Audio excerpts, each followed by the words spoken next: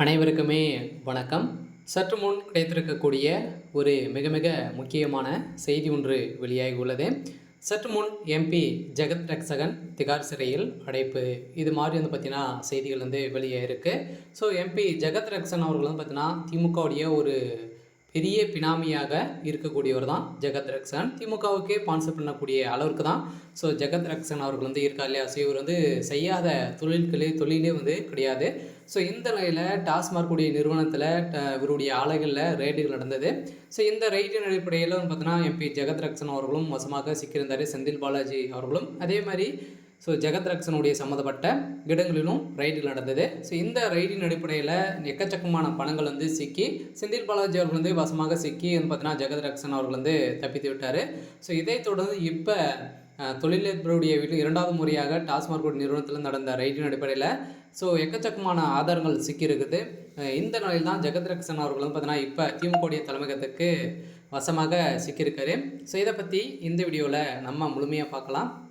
So அதுக்கு முன்னாடி நம்ம சேனலுக்கு இப்போ தான் நீங்கள் முதல் முறையாக வந்திருக்கீங்க அப்படின்னா மறக்காமல் நம்மளுடைய சேனலை சப்ஸ்கிரைப் பண்ணி சப்போர்ட் பண்ணுங்கள்.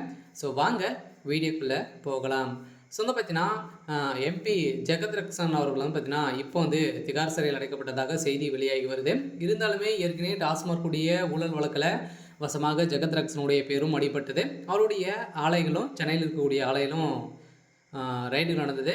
இந்த ரைடின் அடிப்படையில் எக்கச்சக்கமான பணங்கள் சிக்கி இருந்த நிலையில் இது செந்தில் பாலாஜியுடைய மீதே பார்த்தீங்கன்னா போயிருந்தது. செந்தில் பாலாஜி அவர்கள் இப்போ ராஜினாமா செய்து இல்லாத அமைச்சராக தான் ஸோ இருக்கார்.